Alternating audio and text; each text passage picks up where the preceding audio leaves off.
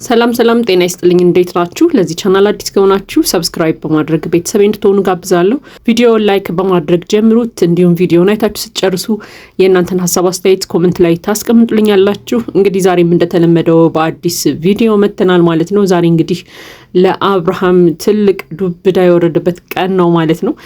ምንም እንግዲህ አስቦበታል ብዬ አላምንም። ድንገት ሳያስበው የተከሰተ ነገር ይመስለኛል። ምክንያቱም ቢያስብበት ኖሮ እንደዚህ አይነት አጣብቂኝ ያለበት ቦታ መሀል ላይ አይገኝም ነበር። ለማንኛውም እንግዲህ ሰሞኑን ያው አቤል አንድ ርዕስን አንስቶ ነበረ። ያው አብርሃም ሄርሜላን አይወዳትም፣ ቢወዳት ኖሮ በግልጽ ይነግራት ነበር እንደሚወዳት እንደሚያፈቅራት እያለ እንግዲህ በተደጋጋሚ ጊዜ ሲነግረን ነበር ማለት ነው። እንግዲህ ባለፈውም ከሄርሜላ ጋር ሲያወሩ ቆይተው የተስማሙት በምን ነበር? ያው አብርሃምን ጠርተው ሁለቱም ለማነጋገርና ስሜቱን እንዲነግራት የመጨረሻ ውሳኔውን እንዲያሳውቃት አስበው እንግዲህ ተለያይተው ነበር። እንግዲህ ያ ቀን ዛሬ ነው ማለት ነው። አብርሃምን እንግዲህ ሁለቱ ቀጥረውታል፣ አቤልና ሄርሜላ። እንዲሁም የሄርሜላ እህት ነበረች በቦታው ተገኝታ ነበር።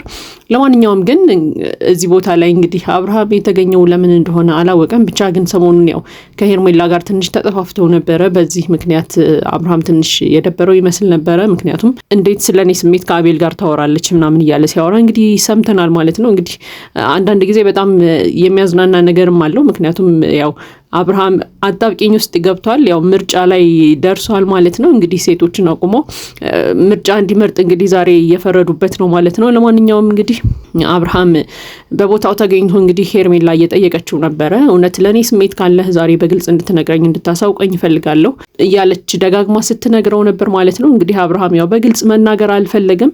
ያው እንዳየነው ከሆነ ሄርሜላ ልክ አብርሃም ስታገኘው ጀምራ ናፍቀኸኝ ነበረ፣ ወድሃለሁ፣ አፈቅርሃለሁ ምናምን ያለች እንግዲህ በተደጋጋሚ ስትነግረው ሰምተን ነበረ። ነገር ግን ያው እሱ እንግዲህ ምንም አይነት ምላሽ አልሰጠም። በቃ ዝም ብሎ አዎ እሺ ምናምን ነበር እያላት የነበረው። ናፍቀኸኛል ስትለው ራሱ እሺ ነበር ሲላት የነበረው።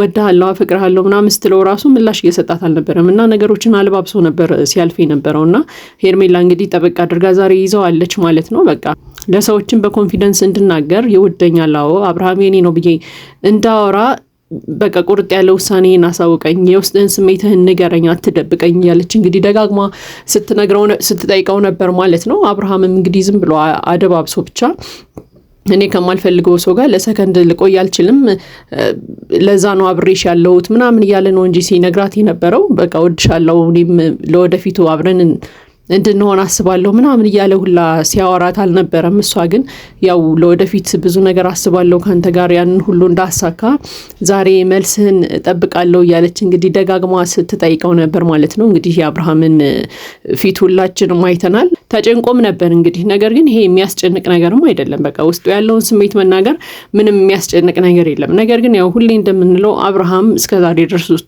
ዛሬ ድረስ ሩታን ይወዳታል። ከሩታ መለየት መራቅ አይፈልግም። በቃ በሌላኛው መንገድ ደግሞ ከሄርሜላ ጋርም መራራቅ አይፈልግም። ምክንያቱም ሩታ ጋር ሲጣላ ሂዶ ራሱን የሚያጽናናው በሄርሜላ ስለሆነ ማለት ነው። ሄርሜላ ባጣቆየኝ የሚባለው አይነት ሰው ነው ያደረጋት እስከዛሬ ድረስ ማለት ነው። ምክንያቱም በቃ ሩታ ጋር ሲጣላ ጊዜውን ሄዶ የሚያሳልፈው ከሄርሜላ ጋር ነው የሚዝናናው።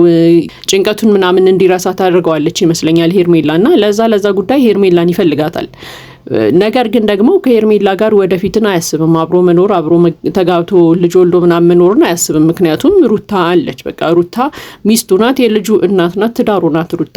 ስለዚህ አንዳንድ ጊዜ እንደ ውሽማም ነው ማለት ነው የሚያስባት ሄርሜላን ይመስለኛል። እና ከሄርሜላ በጭራሽ በፍጹም መለያየትም መራራቅም አይፈልግም።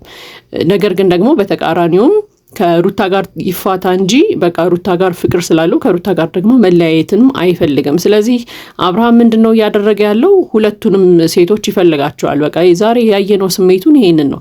መጨረሻ ላይ እንደውም ድንገት ሩታም መታ ተቀላቅላቸው ነበረ። ያው አቤል ደውዬላት እኔ ነኝ የጠራኋት ሲል ሰምተናል። እንግዲህ ሩታም እንግዲህ ስትመጣ እጅግ በጣም ደንግጦ ነበር። እንዴት መጣሽ፣ ለምን መጣሽ ምናምን እያለ ሁላ ሲያወራ ነበርና ያው እንግዲህ ሁለቱ ሴቶች መሀል አድርገው አፋጠው ይዘውታል ማለት ነው። ምረጥ እያሉት ነበር። እንግዲህ ይሄ ነገር ትንሽ ያው ለኛ ያስቃል። ምክንያቱም ሴቶች እንግዲህ እንደ ሽያጭ እኔ መሰለኝ እኔ አንዳንድ ጊዜ ይቅርታ አድርጉልኝና እንደዚህ አይነት ነገርም ተገቢ አይደለም ብዬ አምናለሁ። በቃ አብርሃም ከወደዳት ይወዳታል፣ ካልወደዳት አልወደዳትም ነው፣ አለቀ። መለያየት ነው እንጂ ይህን ያህል በቃ ከሁለታችን ምረጥ ምናምን ተብሎ ምርጫ ውስጥ የሚገባበት ጉዳይም ነው ብዬ አላምንም ይሄ ነገር። ስለዚህ በጣም አንዳንድ ጊዜ የደረስንበት ነገርም ያሳዝናል ብዬ አስባለሁ። ለማንኛውም ግን ያው ሁለቱም እንግዲህ ሲያፋጥጡት ነበረ። እሱም መልስ መስጠት አልፈለገም። እጅግ በጣም ተጨናንቆ ምናምን ራሱን ሁላ ይዞ የሌለ ስትረስ ውስጥ ሲገባ አይተነዋል ማለት ነው። ይሄ ማለት በቃ ከሌን ነው የምወደው ከሌን ነው የምፈልገው ብሎ መምረጥ አይፈልግም። ምክንያቱም ከፈለገ አንዷን ሴት ያጣታል። ሩታን ከመረጠ ሄርሜላን ሊያጣ ነው። ሄርሜላን ከመረጠ ደግሞ ሩታን ሊያጣ ነው። እሱ ደግሞ ይሄን ነገር አይፈልግም። አብርሃም እስከዛሬ ድረስ እንዳሳለፈው ጊዜ ነው ማሳለፍ የሚፈልገው። በቃ ሁለቱም ጋር የሆነ ማሳለፍ ነው የሚፈልገው እንጂ ሩታ ጋር ብቻም ተወስኖ መኖር አይፈልግም።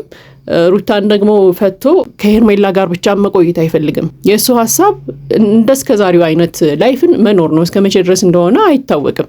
ስለዚህ አሁን ምንድነው መደረግ ያለበት? በቃ አብርሃም ሩታ ጋር በቃ ልጅም ስላላቸው ከሩታ ጋር አብሮ ቢኖር ይሻለዋል። ሄርሜላ ግን የራስሽን ውሳኔ ገና ካሁኑ መወሰን ያለብሽ ሰዓት ላይ ነው ያለሽው። ምክንያቱም በቃ አንቺን ነው የምወደው አንቺን ነው የምመርጠው ብሎ ለመምረጥ ተቸግሯል ይሄ ልጅ። በቃ ቢወድሽ ኖሮ አብርሃም አይደለም ለምርጫ መቸገር ይቅርና ምርጫ ውስጥ ራሱ አያስገባሽም ነበር። በቃ ቁርጥ ያለ ነገር ይነግርሽ ነበር። ነገር ግን እንዳየነው ከሆነ በቃ በጣም ሲጨናነቅ በጣም ሲወዛገብ ምናምን ነበር። አንቺን ቀጥታ መምረጥ ይችል ነበር ቢወድሽ ኖሮ። ስለዚህ ካሁኑ ብትቀየሽ ይሻላል። በቃ ጊዜሽን ሳታጠፊ ሳታባክኝ ገና ካሁኑ ስሜትሽን ብዙ ሳይጎዳ ከአብርሃም ተለይተሽ ብትሄጂ የተሻለ ነው ብዬ አምናለሁ። ምክንያቱም ካልሆነ ሩታን መቼም ቢሆን አብርሃም ሊተዋት አይችልም።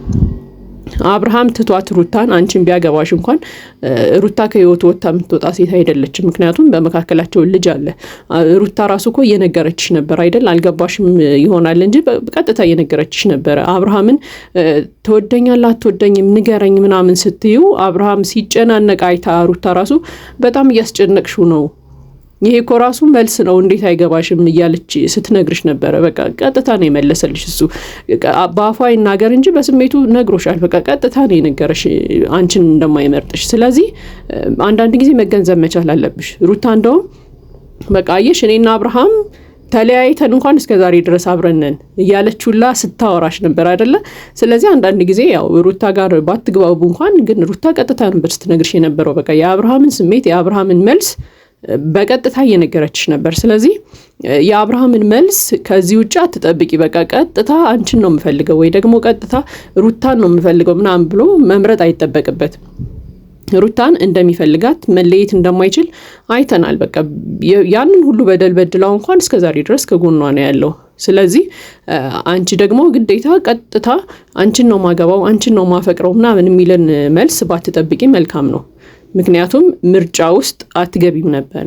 ቢወድሽ ኖሮ ከማንም ጋር አያወዳድርሽም የሚል ሀሳብ አለኝ። ስለዚህ አሁንም ቢሆን የራስሽን ህይወት የራስሽን መንገድ ብትመርጭና ብዙም አብርሃም ጋር ያለሽን የወደፊቱን ነገር ተስፋ ባታደርጊው መልካም ነው የሚል ሀሳብ አለኝ። ነገር ግን የአብርሃም አስተሳሰብ በጣም ነው የሚያናድደው። እውነት ለመናገር ከሁለቱም ሴት ጋር ሆኖ መኖርን አይችልም። በቃ ለምን ሩታን ከሆነ የሚመርጠው ሲሪየስ ሆኖ ሩታን በቃ አንቺን መርጫለሁ አንቺ ጋር ነኝ ከዚህ በኋላ ህይወቴ መምራት የምፈልገው ብሎ ሲሪየስ የሆነ ነገርን ከሩታ ጋር መጀመር ነው። ካልሆነ ግን የሄርሜላንም ህይወት ባያበላሸው አጉል ተስፋም ባይሰጣት መልካም ነው የሚል ሀሳብ አለኝ። እንግዲህ ይሄ የኔ ሀሳብ አስተያየት ነው። የእናንተን ሀሳብ አስተያየት ኮሜንት ላይ አስቀምጡልኝ። ለማንኛውም ለዚህ ቻናል አዲስ ከሆናችሁ ሰብስክራይብ በማድረግ ቤተሰቦች እንድትሆኑ ጋብዛለሁ። ቪዲዮውን ላይክ በማድረግ አበረታቱን። መልካም ጊዜ ይሁንላችሁ።